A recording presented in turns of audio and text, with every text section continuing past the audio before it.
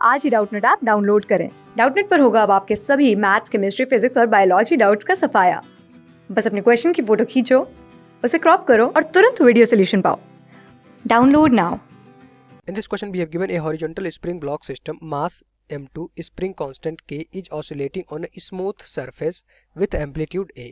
If at the mean position an identical block is kept on it so that they move together after, what is the new amplitude? Question में क्या बताना था? New amplitude. तो यहाँ से इसको हम डायग्राम से समझते हैं। हम मान लेते हैं इस तरह से हमारे पास क्या था, एक स्प्रिंग ब्लॉक सिस्टम था जो ऑसिलेट कर रहा था विद एम्पलीट्यूड ए, और जो ब्लॉक का मास था वो कितना था? क्वेश्चन में गिवन है हमारे पास m2।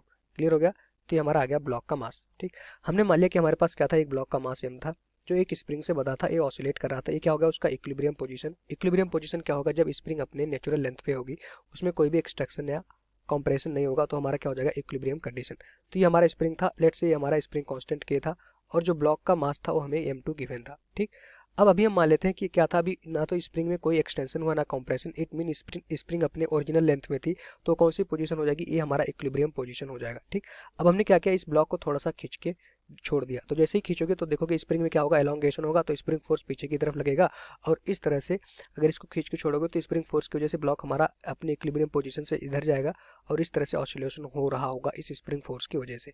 अब देखो, एक बार खींच के इधर छोड़ोगे तो ब्लॉक हमारा इस तरह से ऑसिलेट करेगा, फिर स्प्रिंग से जाएगा कॉम्प्रेस करेगा, और इस तरह से अपने इक्विलिब्रियम पोजीशन से दोनों तरफ इक्वल डिस्टेंस तक ऑसिलेट कर रहा होगा। ठीक, तो यहाँ पे देखो, जब ये अपना मैक्सिमम डिस्प्लेस हो जाएगा इक्विलिब्रियम पोजीशन से, एक बार ब्लॉक हमारा यहाँ पहुंच जाएगा और स्प्रिंग से ऑलवेज कनेक्ट रहा होगा। ठीक, तो अभी हम स्प्रिंग नहीं बनाएंगे, नहीं तो कंफ्यूजन हो जाएगा।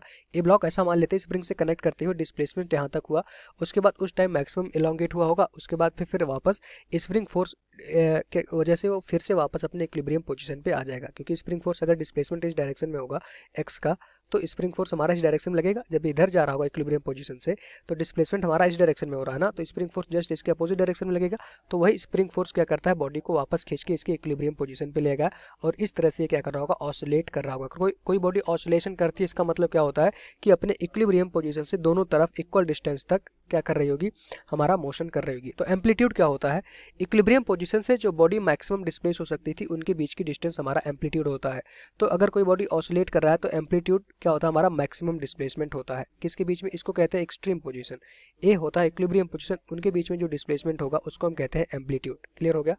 अब इस तरह से ये अगर यहाँ से छोड़ दे, अगर आप यहाँ से छोड़ देते तो ये ब्लॉक हमारा इस तरह से मोशन करते करते जा रहा होता, अपने इक्विलिब्रियम पोजीशन पे पहुंचता, तो क्या ये रुक जाता? रुकता नहीं, क्योंकि इसके पास इनर्शिया हो चुका होता, और इस तरह से इक्विलिब्रियम पोजीशन से आगे जाता, और उस टाइम स्प्रिंग को ये कंप्रेस करना स्टार्ट कर देता।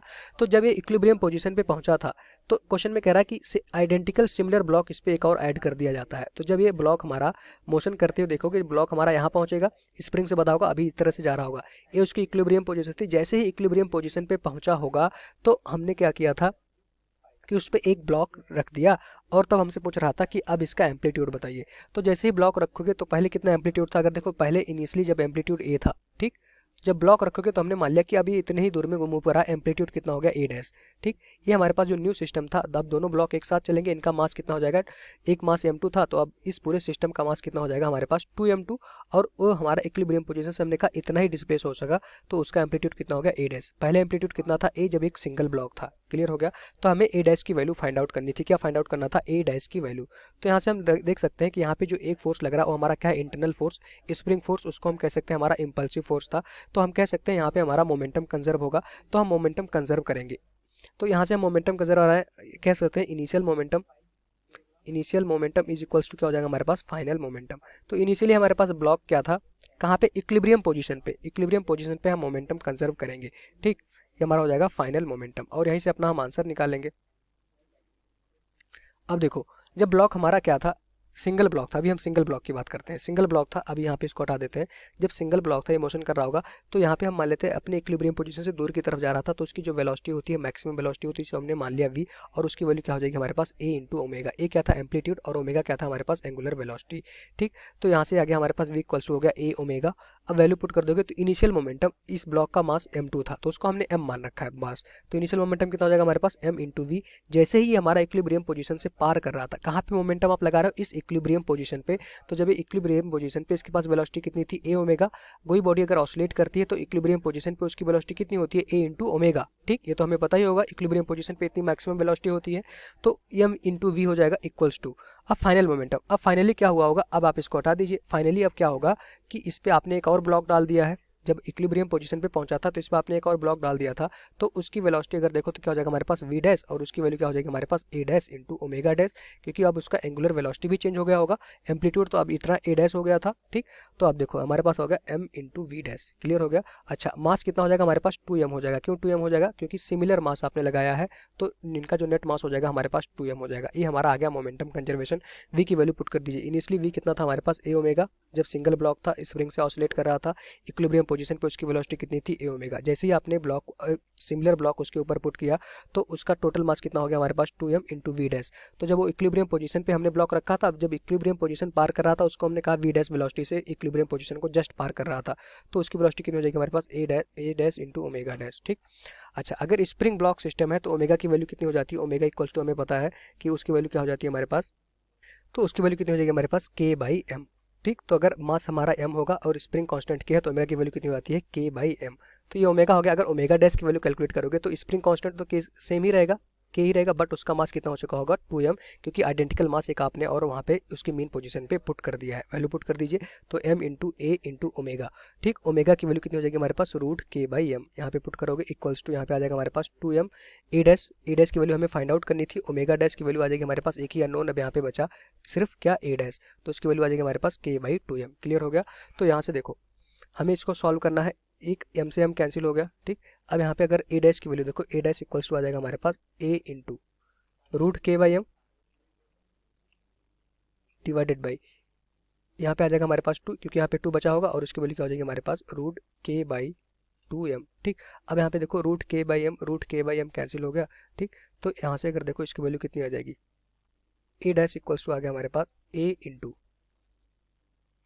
2 इंटू 1 बाई रूट 2, कैसे, क्योंकि यहाँ पे देख पा रहे हो हमारे पास रूट k बाई 2m था, तो ये हमारा 2 बचा होगा रूट के अंदर।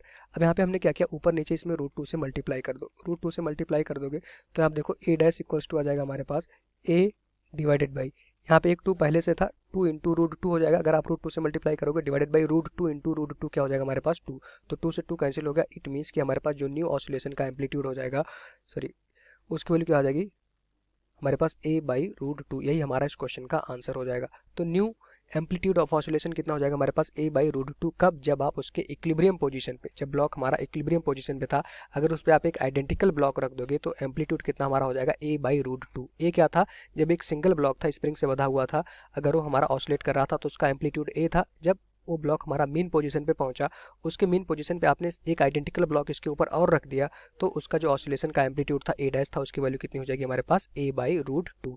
तो यहाँ से अगर आंसर देखोगे तो ऑप्शन 3 इस क्वेश्चन का राइट आंसर हो जाएगा। Thank you.